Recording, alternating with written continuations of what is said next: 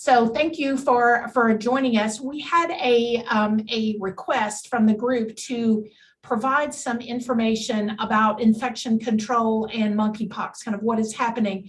I think as many of us have been listening in on a number of the calls from CDC and getting information from the Kentucky Department for Public Health regarding what to do in the instances as we're providing care in healthcare settings, specifically hospitals or emergency departments, urgent care centers, and so forth. And as you get questions from your own personnel, we wanted to try to stop and have just a quick review of the infection control updates that we have. This is all in addition to reporting and the other requirements for vaccination and treatment. These are just strictly what does this mean to us for infection control. So I know Dr. Garrett had worked a lot with the folks from CDC getting some of those updates, and I appreciate his willingness to put something together at the last minute to respond to your request. So just as a reminder, when you have topics that come up that you want us to build into grain rounds, all you need to do is give us those topics. And then we will do the background investigation, try to find the information. Or if you have a specific topic and maybe even a speaker that you would like us to reach out to, we can certainly do that. So with that, I would love to turn it over then to Dr. Hudson Garrett. And Hudson, I appreciate your time in participation and preparation today. My pleasure. My pleasure. Just wanted to make a disclaimer on this, since this is such a fast-moving, hot topic, that the information that is in the presentation is current as of today. I did double check it again this morning to make sure that nothing had changed. And then, of course, if there's specific recommendations that you're looking to make sure you're compliant with, just check with your state and local health departments, as well as the CDC website. So quick update on case counts, just to give you a total perspective. You can see that we've only had one death here in the United States, which is certainly good, but we do have a fair amount of US cases. Luckily, the trending for that is going down. But as Ruth mentioned, I really want to spend the next 20-ish minutes focusing on the infection control aspects. What I will say, and I think, Ruth, I'd love your opinion on this as well, is that unlike with some of the initial recommendations with COVID, I will say that these are a little bit more simplistic, I think. And I will tell you, in conversations I've had with CDC directly, there is much more of an emphasis of trying to keep them simplistic, which I think is a positive thing. So you should see, with some very small nuances, specifically with respiratory protection, you should see some pretty straightforward recommendations with this. So Ruth, I don't know if you have any comments on that. Well, I think, some of the biggest issues that we've been hearing with are, what does this mean for environmental services personnel? Mm-hmm. So this may be, that there is a definite focus on laundry, the linen Sure. that is in the patient room. So you may be doing something a little bit different with this information with some of the departments in your facility. Those of you that are in long-term care, you may have personnel that are working at more than one facility, or you may be using a laundry service and somehow engaged in those personnel. So I think this is relevant everywhere. So hopefully we'll be able to use this information, and you'll be able to personalize it to your particular setting, but then realize and be able to think about what the implications are. So that's a great point. And I've also got, I think, 3 articles that the Division of Healthcare Quality Promotion team shared with me in relationship to some of the rationale behind these recommendations. I'll make sure to share those with Dave, and he'll get those posted as well. So let's just sort of start with incubation period, right? We've got a fairly prolonged incubation period with this particular disease, and then the actual length of the illness can be pretty substantial. And we're going to sort of talk about that in terms of either isolation or sort of more quarantine here in just a second. In terms of signs and symptoms, I think we're fairly all familiar with this. Lesions particularly are quite painful, to say the least, especially when they're in certain areas around the genitalia. And so we know that both healthcare workers, as well as potentially those that have been exposed, that they're going to be worried about this. Luckily, what we found is that there's really not any evidence that if you're correctly and you're taking all the necessary precautions, there really is not a risk at all to healthcare workers for the most part. And so that's definitely a good thing from that perspective, but it does remind us of the importance of the proper use of PPE. The key here is to think about sort of the length of the illness, and sort of we're going to talk about return to work here in just a second. One of the other things that I'll just point out, the last bullet point here, is the respiratory symptoms. And you'll notice that in the recommendations from CDC, very similar to COVID, very similar to some of the other diseases that we've seen over the last 10 to 15 years, that they've sort of taken this level above standpoint with respiratory protection, and they're going to recommend an N95 respirator or higher. Particularly when we're doing any type of aerosol generating procedure, we want to do those in dedicated rooms that particularly have the ability to evacuate that air. So we'll see that's a pretty consistent thing here from that perspective. One of the other things that a lot of people have not seen is this chart. I think this is particularly helpful as we really consider sort of the sort of duration of illness and really what the journey will look like with these patients typically. So thinking about the stage, how long that stage will last, and getting to the point of scabbing, where that person can hopefully, start to regrow that skin and return to work. But it is a prolonged period of time. And so a lot of these patients are having issues for weeks at a time, and certainly that can be problematic from a return to work standpoint, whether they're a patient or potentially if you were to have a healthcare worker that either contracts this occupationally, which again really should not be a risk when everything is done correctly, or maybe they contract it outside of the workplace and you have to deal with them from an occ health standpoint still. So as Ruth sort of mentioned, there is some good information in here that I thought would be helpful to start with in terms of the nomenclature, right? And really, when we go back to COVID-19, there was sort of this gray area about who do we consider healthcare personnel. We certainly knew the clinical personnel, the folks that were delivering care, were in that bucket. But what about specifically folks like environmental services? And that's really been cleared up here for the most part. And so you'll notice that, if you have healthcare personnel as sort of an overarching definition, it really refers to people including environmental services, because they're going to be involved in sort of, cleaning, disinfection, waste management, linen management, which we'll talk about here in just a second. So it is nice from that perspective that they have gone ahead and specified that. From that standpoint, it's also going to include folks that are outside of the hospital, like EMS. Maybe you have medical assistants, for example. You've got, trainees. And so we've got to consider sort of the totality of individuals that might interact with our patients, both in the inpatient setting as well as in the outpatient setting. And so that's something that we've got to consider. Now, notice at the very bottom here, they talk about clerical staff, right? So we've got to sort of know what the exposure risk is. So if we have clerical staff that are working in an office with zero patient exposure, then obviously they're not going to really fall into this bucket of healthcare personnel. But maybe they're clerical staff that are at a front desk, and they're interacting with patients on a daily basis, constantly, the entire shift. That's going to be a different thing from that perspective as well. One of the other things that I thought that was interesting that CDC has pointed out in some of the calls they've had recently was also security personnel. We know that many instances they're going to be called to interact with patients. And so we need to consider folks that we would not traditionally considered in that clinical category, but absolutely have exposure risk. And a lot of times security is not going to have the time to put PPE on. And so that's something that we've got to be aware of and make sure we're educating our security staff, particularly about appropriate use of PPE. So then they go on a little bit more and talk about what is a healthcare setting, right? So the obvious ones are here: hospitals, long-term care facilities, nursing homes, et cetera. But also they talk about vehicles where healthcare is delivered. So any type of mobile clinic, blood mobiles is another one, outpatient facilities, dialysis, physician offices, dental practices, and others. I just literally last week had my teeth cleaned, and I remember very vividly when I first went in after they reopened after COVID. And I walked in and it looked like I was going into an isolation ward because they were just covered from head to toe. It was, very serious to them. Obviously, dental practices have a lot of risk for aerosol generated procedures, but that compared to the reaction right now to monkeypox was quite interesting for me.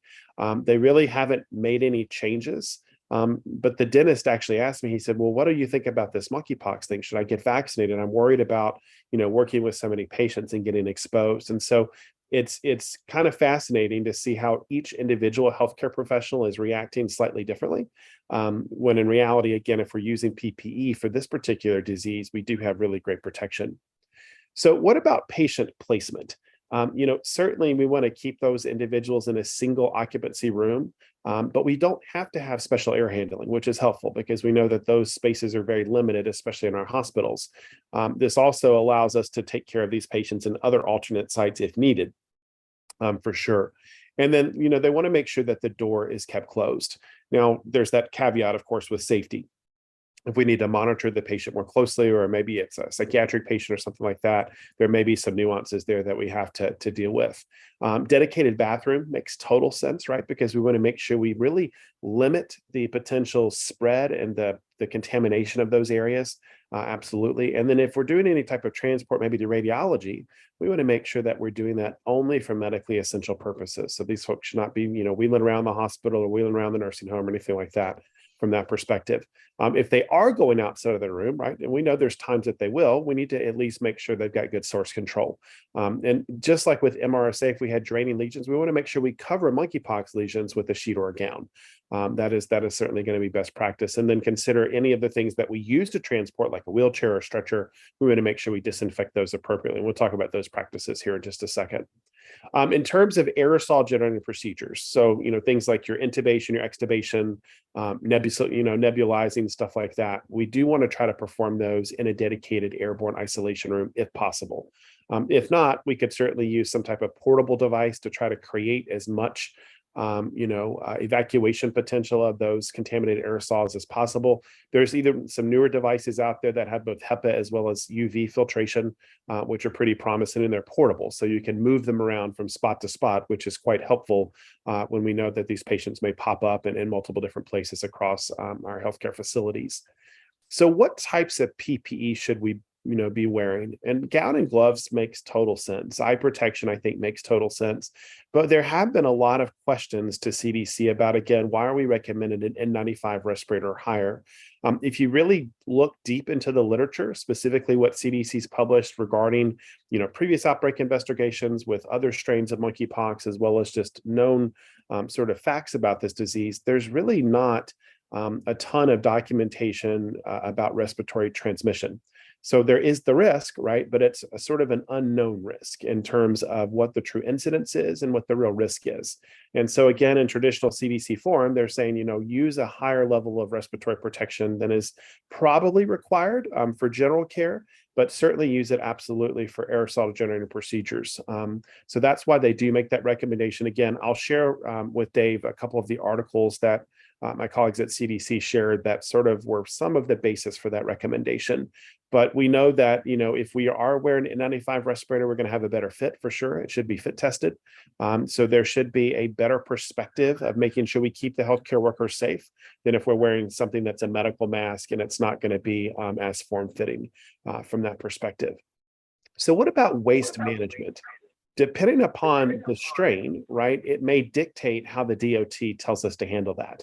And so I've included the specific CFR parts in there so that you can go look at that. But we're really looking at the different strains. And that's going to dictate, again, how we dispose of this particular waste. Some of this will be disposed of as regulated medical waste, others may not. And so if we look at Claude 1, for example, that's going to be category A waste. And so we want to, again, be compliant with federal law. There is a specific web page on CDC's home site that you can actually click that will take you directly to the DOT page as well. That has been updated in the last 2 weeks, I noticed. And so, that's something that is a great resource for you to have. But we want to make sure that we're treating all of that waste as contaminated until we get out of the building. And so that's important. We'll talk about linen management here in just a second as well. What we have to be careful with, though, right, with anything is that we don't swing the pendulum from one side all the way to the other if it's not truly necessary from an infection control standpoint. So soiled laundry, we know that if we've got soiled laundry, right, we want to certainly contain it. What we don't want to do is fluff pillows, throw sheets up in the air or anything like that. So putting it in a contained laundry bag making sure we're not shaking it is really our best practice here. Our goal, again, is to not disperse any of that infectious particles or materials that might be present on that linen. But that's going to be pretty easy to do as long as we have a good laundry bag. And then we're just going to follow standard practices. And so that's going to be something that's helpful for us. We want to make sure if we're doing in-house laundry, that the staff there are using their regular PP as they should be doing. And if we're using a contracted service, that they are equipped, trained, and ready to handle this. So if you're using a laundry service that's external, using one that is accredited is always going to be helpful for you, because they will be following more of those CDC-based standards for linen management. So what about cleaning and disinfection? This one has gotten a lot of attention. And so if you look at this, there is a EPA list Q. So just for a quick reminder, all disinfectants in the United States do require registration with the US EPA. They're actually regulated as pesticides in the form of a hospital germicide. And there is this list, what they call sort of this emerging viral pathogens claim. It is essentially a guidance document that says when we have these sort of new organisms, novel pathogens that pop up, and we don't have testing that's going to be relative to a disinfectant or even a hand hygiene product in some cases with FDA. This is sort of guidance that says, let's look for what is similar in microbial sort of classification, functionality, and how it behaves on surfaces. And then we can make a determination as to whether or not existing disinfectants with those sort of surrogate or sister claims are going to be effective against this new novel pathogen. And so that's what this sort of emerging viral pathogens claim guidance is. So the same was true with things like Ebola. We didn't want a laboratory to go test Ebola. We knew that that was not safe, but we found other surrogate organisms that were very, very similar. Same types of organisms, same behavior on surfaces, same sort of inactivity in terms of their reaction to a disinfectant. And that's what we used in order to make those determinations. So all of the products that have met that category for monkeypox are on what EPA list Q is what they call it. And so you'll notice that there's over 100 on there. This is pretty typical. So if you have a product that you're using, the easiest thing to do is go to the EPA's website, pull down list Q, or you can even Google that. Make sure that your product is on there. You'll find that the EPA registration number, as well as the product number and name, and also the manufacturer will be listed there. So regardless of what sort of information you have about the product, you can find it by one of those different pieces of information. So that's what we're trying to do. It's really not a difficult thing to inactivate on environmental surfaces, which is good. Very, very similar to COVID from that perspective. The key, though, is that we don't want to do any, undue dilutions or do anything weird with the product that is not going to be in accordance with the manufacturer's instructions for use. So if it says to use something for an overall contact time of 3 minutes, then use it for 3 minutes. Don't use it for 1 minute, use it for 3 minutes so that you do get that full efficacy that is designed in that particular product, and it's going to be appropriately handled.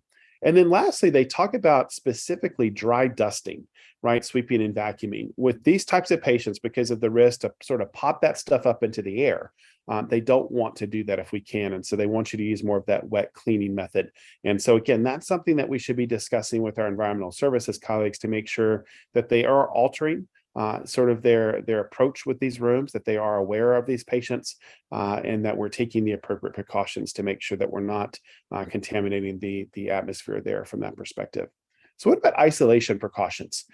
Certainly there's going to be patients that may have symptoms, but we don't yet know if they have monkeypox, or maybe they're just exposed from that perspective. And so we do want to make sure that we, treat them as if they do have it until we rule it out.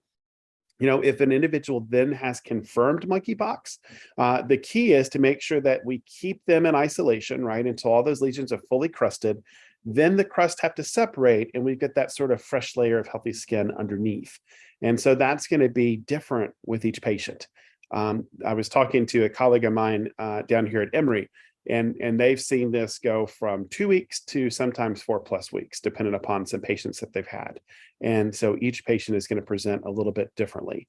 Now, there will be exceptions, right? And sometimes we have to use good common sense judgment that you may want to reach out to your health department, your infectious disease staff, if you have access to those, or a larger academic center for consultation in sort of determining whether or not you can go ahead and release that person from isolation, or if there's ways to safely do that, especially if there's extenuating circumstances where maybe an individual is a sole caretaker for someone or something of that nature. I was really excited personally to see something specific about visitation in this guidance. With all the sort of tragedy that we saw with COVID, where patients were, and their families were kept out, we absolutely can't continue to do that. We know that patients and their families want to be present there. They absolutely have a right to be present there, and it's important in the healing process. That being said, we need to also use common sense. And so we want to limit sort of visitation to those individuals that have monkeypox. But if I had a child, for example, there's no way that anyone would keep me away from my kid. And many of you are parents and probably feel the exact same way, or maybe you have a loved one that's elderly, and maybe they have dementia, and maybe you're the only person that can calm them down. And so, that's definitely something, that we have to be considerate of. But it's in terms of all the other stuff, it really needs to be left up to the infection preventionist, the facility, and really look at it from a risk management standpoint. What's going to be the risk benefit of having this person in the room, for example? If it's a small child and they need a parent there, then let's try to make those accommodations work in a way that's going to be safe for everybody involved. But of course, we don't want to have folks come in with contagious diseases either. And so, these are going to be patients that are going to be in an immunocompromised state because they're going through this disease. So we don't want to expose them unnecessarily to anything that we can potentially prevent from that standpoint. There's a really good chart in the guidance document as well that you're probably familiar with, that sort of on the left side talks about the risk of exposure. And then on the right side tells you what type of recommendations specifically should we be monitoring. And you'll notice that with everything other than the no risk category, we should be doing monitoring. And then your post-exposure prophylaxis. And so we can sort of think about that from that standpoint. So if you look at sort of the no risk, right, no contact with the patient with monkeypox or contaminated materials, nor entry into the contaminated patient room or patient care area, that makes sense, right? So there's nothing that we would have to do there. But if you go up one level above and look at lower, right, we're going into a contaminated room and we're not wearing all of our recommended PPE. And so that would require at least monitoring. And so, of course, it's going to go up from there. Now, similar to what we saw with COVID with sort of that 15 minutes thing, which I have, sort of a fundamental issue with because we don't have a way of timing that. You'll notice that it talks about in the intermediate category being within 6 feet for a total of 3 hours or more on a cumulative basis. I really don't know how operationally one executes that. If someone has an idea on that, I'd love to hear it, but it just does not seem feasible to really quantify that. It's not like we can put a dosimeter on a healthcare worker and it, monitors their exposure to the disease or how often they're in there. We just don't have that technology out there from that perspective. And then at the very highest risk, of course, we're thinking about that true high risk exposure. We've got that unprotected contact with exposed skin, mucous membranes, for example, or we're in sort of those aerosol generated procedures. So think about your codes too. Making sure that if your code team is responding, your rapid response team is responding, that they're aware that these patients are present as well, so that we're able to sort of deal and mitigate with those things from that perspective as well. So what about work restrictions? So let's say that you have an exposed healthcare worker, right? But they're asymptomatic. So they've got no symptoms at all. They just simply were exposed. Right? We don't have to exclude them from work, but we're going to put them on a monitoring program, right, for 21 days after their last exposure. This is really helpful because we may have people that will, have some type of exposure, but they're completely asymptomatic. So now we're not having to restrict them from work. We're just simply going to put them on this monitoring program. Now, the key, of course, is to make sure that they know what they're looking for, that they're compliant with the policy, and that we have good accountability in that. We saw this with COVID, where people would come to work sick. I saw this just this week with a friend of mine that was trying to go to work with, fever and diarrhea. And I said, you absolutely cannot do that. And so we continue to see people that for many, many different reasons, including staffing shortages, are trying to go to work even when they are actually acutely ill. So what about isolation precautions? So if you do have somebody that's got suspected disease, right, we want to make sure, that they're going to be isolated until that infection is ruled out. Now, luckily, we've got better availability of laboratory testing. And so compared to, even 6 or 8 weeks ago, we're in a much better position with this. And your state health department can certainly help with facilitating this if needed from that standpoint. But then if they do have confirmed infection, right, again, we want to think about those lesions need to be crusted. The crusts have got to be separated, and we've got to have that fresh layer of healthy skin that's formed underneath. That's going to give us, again, that more natural barrier that our skin provides with any infection, for sure. And we can always reach out to our health departments for additional consultation, as mentioned before. So during that 21-day monitoring period, so let's say if the rash then occurs, right, then the healthcare worker should be excluded from work until the rash can be evaluated, right? Makes sense. We want to make sure that we can rule out any other potential causes for that rash. The second is that we can actually do the testing, and then we get the results back and they're negative, right? And so we want to make sure we're doing all three of those things from that perspective. Now, if we have other symptoms like congestion or something like that, but there's no rash, then we do want to exclude those healthcare workers from work for 5 days after the development of that new symptom, even if that goes beyond the original 21-day monitoring period. So that's something that we've got to be a little bit more cautious of from that perspective. It is a little bit more detailed than what we saw with COVID. And so, what is nice though, is from what I've been told from colleagues at CDC, they don't see this changing. So I don't think we'll see a tremendous change in these recommendations, unlike what we saw with COVID, where we sort of went through multiple different iterations of that from that perspective. And then if 5 days have passed without any new symptoms, right, and there's a thorough skin exam, then that healthcare worker could potentially come back to work. And so that's, again, got to be done in consultation with your OC health professionals from that perspective.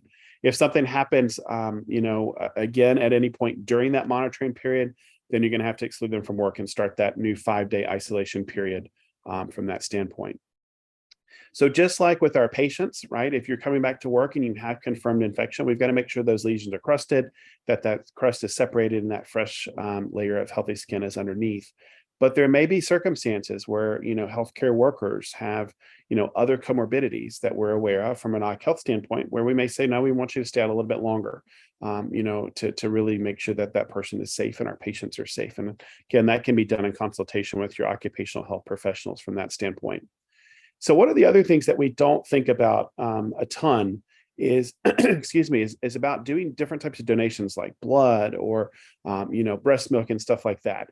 So if you've got a healthcare worker that was in that higher category of risk, then we should not be doing any type of donation. And so that is something that, we don't typically think about, but, Red Cross has adopted these standards and others.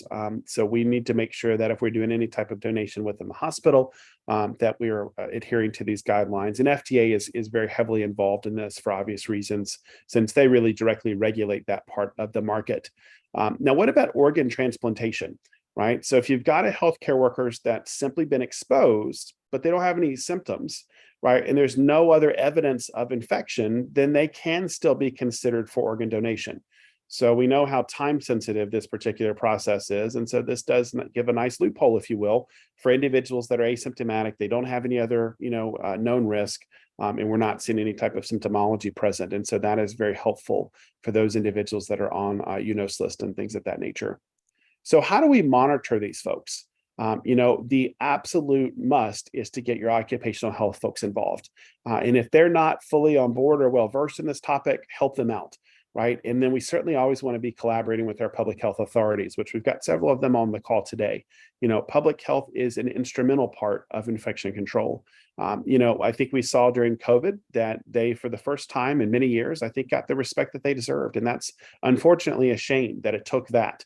But I have immense respect for public health, and we've got to do a better job of supporting them and being good partners to them. The more that we can involve them up front, the better off everything will be and our lives will be for us, because we can sort of mitigate some of these things as they're happening versus responding to them after they've happened, right? And so that's going to be very helpful.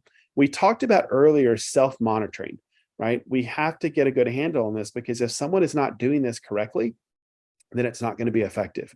But we also don't want to put these overly burden and some recommendations on people, especially those that carry that lesser risk for transmission. And so self-monitoring is going to be a great tool that doesn't require us to do a lot, but it does put that burden on that individual. And so we've got to make sure that they're educated, they understand the responsibility, and they know how to report things as those things change from that perspective.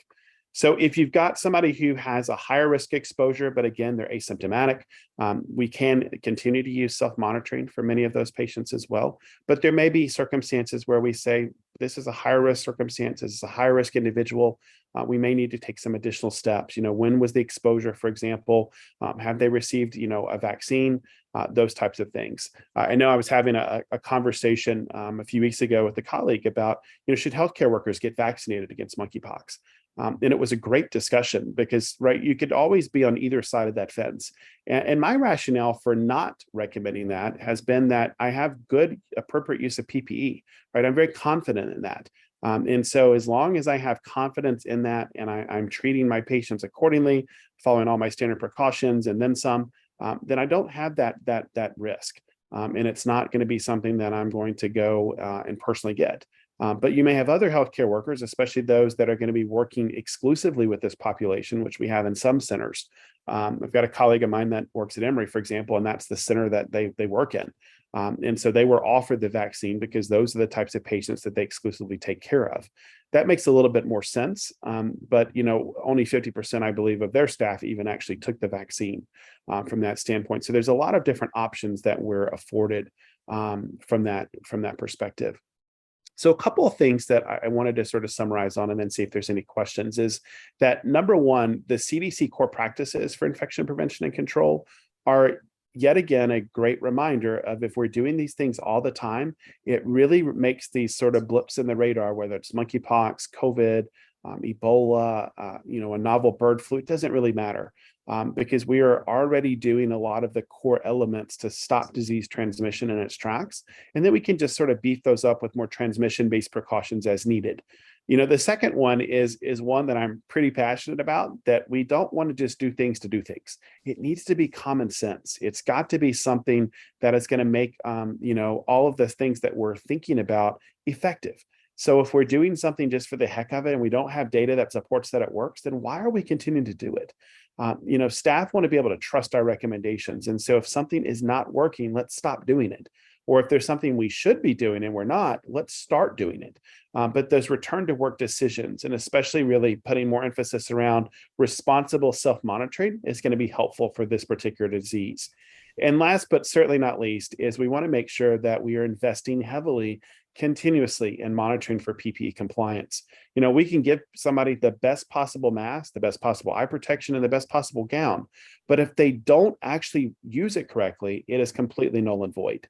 And so this is just a gentle reminder of the importance of those types of practices as well. And we've got a lot of fatigue that's out there, and rightfully so. We've got people that have been wearing PPE for, it seems like 3 years at this point. And now we have yet another organism that is, affecting the US and other places throughout the world.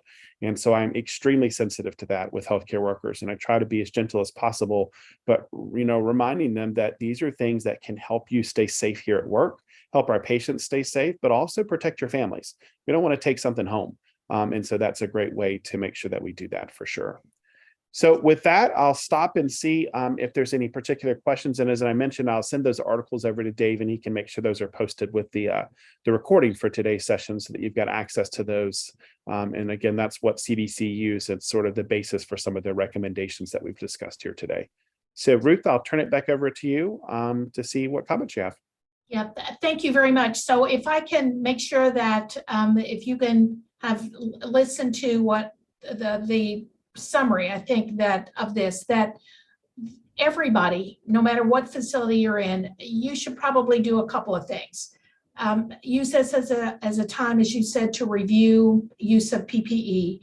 And then secondly, open that conversation that if any personnel have questions, whether they may feel that they have been in an exposure situation or themselves, or if they have any questions, make sure that there is someone that they can talk to, probably coming back to the infection preventionists. So no matter what facility, long-term care, pediatrics, any behavioral health, whatever, in addition to acute care where we probably would be seeing admissions. But everybody should be doing that kind of first level activity.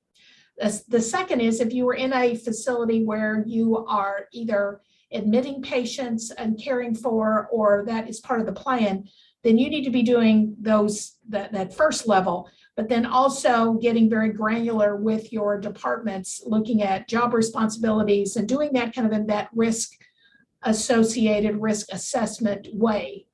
And then for people that are in, schools of nursing and other schools of the health sciences, using this then as a time to review those core practices, the bit of information about why we're looking at this infection, and then doing that same thing about any of their experiencing in hospitals, making sure that they're up to speed with their practices before they go into these settings.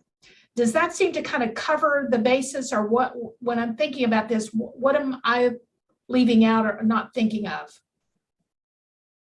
I think the only thing I would add to that, Ruth, is that, I know people always ask about where's the best source of sort of getting education on those really sort of core topics for newer staff, particularly students. And I would definitely say go to Project First Line.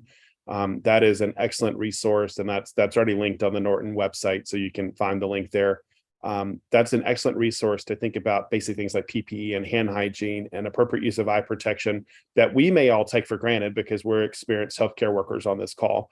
But a lot of our students that are coming in for the first time to our facilities, what we don't want to do is shut down clinical opportunities. And we've seen this. I was talking to a friend that works at the Emory School of Anesthesia, and they've actually had to push their CRNA graduation back by 6 months because their students cannot get clinical hours during COVID. And, that's a tragic thing for a student to have to delay graduation simply because they can't get exposure to clinical opportunities. So this is a great reminder of use those free resources that are available from CDC. They're short, they've got different formats. So if you're looking for something that's quick, that's 10 minutes, 30 minutes, or 60 minutes, they're already there. And they're extremely basic. And so they're a great sort of introductory opportunity to have these discussions, especially with our students, to make sure they're safe as they enter the clinical environment for the first couple of times. That really builds on what we're doing then for boot camp as well, since we'll be having those sessions then focused on Project First Line, those basic practices, and then using a lot of simulated examples. So not only showing that, but having those packets readily available. So you then, anybody that is participating, you'll be able to go back to your facility and use those same teaching methods. So it's very simple, again, focusing on the basics. So I put in a reminder about boot camp, and I think Dave was putting information in there about that 3-day event, that there's no charge for that. You can be in person or Zoom and get these experiences too. So good. I didn't see any questions from the audience. Dr. Ramirez, do you have additional questions? Hudson, you touched this controversial issue of vaccination for healthcare workers. Let's say that my question is, let's say that because if the patient is arrived to the ER, I have a rash, a pain, then life is simple because everybody. But let's say that the patient has uncontrolled diabetes and the glucose is high, and then patient is admitted to a regular flora, and then someone starts doing a physical exam, and in the genital area, you have this characteristic rash, and this patient, well, I'm having some pain, but not too much, but he didn't complain. And then let's say that there is, quote unquote, an exposure because we were not having PPE or everything that. What is the availability at this moment in the United States of the vaccine? Because then it will be for post-exposure prophylaxis. Then if you want to give the vaccine to this healthcare worker, what is the availability of the vaccine? Because again, since has been all this issue, this vaccine not being available for the population that want to have pre-exposure prophylaxis. Right. Then I certainly can't speak for Kentucky's availability, but I will tell you what my experience has been here in Georgia. 2 weeks ago, they did make it available for healthcare workers that met very, very specific criteria. So, for example, EMS workers were eligible to get it, emergency department workers, and then folks that were going to care for suspected or confirmed monkeypox cases, which, could be fairly broad. My understanding is that there's been very, very little uptake of that offering because, again, I think a lot of folks are saying, well, if I can protect myself using PPE, then I'll sort of do that. But I think to your point, especially in the emergency department or even in primary care, where folks may walk into more of an urgent care environment and they may have, other symptoms that they're there for. And then you suddenly determine, wait, this may be potentially monkeypox. Wearing gloves, certainly during a physical exam makes total sense, good hand hygiene. But we've not luckily seen a lot of transmission outside of that. So I think if the sort of takeaway here would be to wash your hands, wear gloves. Certainly, if you see something that looks suspicious, then go ahead and treat it as if it is potential monkeypox from that standpoint. But if you're not making skin-to-skin contact, CDC doesn't really see that there's going to be a tremendous risk. So I think that's something to consider for sure. Now this is changing the game, because on one hand, we mentioned that unless the patient has a really contagious skin disease, we don't use, at least we don't use gloves. We want to shake hands, we want to touch, but then all of a sudden everything is fine until you get into the genital area. Then, we have to be cautious. Yeah, I would agree, and there's always that fine balance to your point of, we don't want to lose the human aspects of medicine where we're greeting our patients and really maintaining that provider relationship and being kind and compassionate, because patients need that. But luckily, back to the outbreak data, we've not seen any cases where healthcare workers so far have gotten monkeypox. So other than outside of healthcare worker settings or something like that. So it really, I think, lends us to say that the stuff that we're doing every single day is working. And so again, that's sort of the rationale behind, like, I've been offered the monkeypox vaccination because certainly I do work in that setting in terms of more of a pre-hospital, but I declined it because I was very confident in my recognition skills. Certainly I do use PPE when appropriate, but I don't think there's a substantial risk from what we've seen so far, and that's consistent with what the Division of Healthcare Quality Promotion at CDC has sort of put out as well. So it's an excellent question, though, for sure. And that really stresses the point that in order for people to make decisions, they need to make sure that they know what they're confident of. People that feel like they have really good practice, but maybe on actual observation or evaluation of what they do, it may not be ideal practice. So this really then continues to shift responsibility to the infection control departments to really be observing practice and and have ways of identifying then many of these overt breaches, making sure that if we have any ongoing pipeline issues with PPE, which I think that we're in a better space than we were at the beginning of the pandemic, but we're nowhere near where we were pre-pandemic. But just making sure that we have the plan B for necessary items, and that staff are well aware of their responsibility to perform safely, as well as the organization's responsibility to make sure that they can perform safely. And I can't remember, Ruth, which night we're doing the Hot Topics dinner. Is that going to be Tuesday or Wednesday? Do you recall? I think it's Wednesday. Dave, I think it's Wednesday, but we have talked about how we're going to approach dinner. So we'll make sure we follow up information regarding that. This will certainly be part of that discussion to sort of look at that amongst other things too, because again, it goes back to that common sense management. If I can protect myself with wearing PPE and making good rational decisions with infection control, then that's obviously a lot less of a risk than vaccinating somebody, especially with the vaccine that also does have side effects.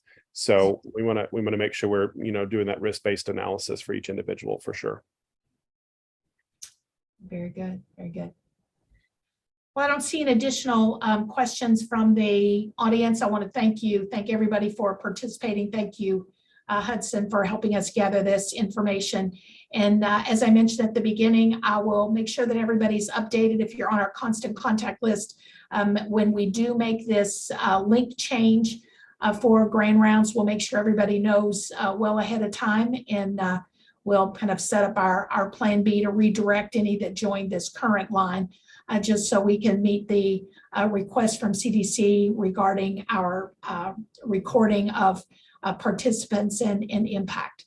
So thank you very much. I think we've also got information about our next week's Grand Rounds.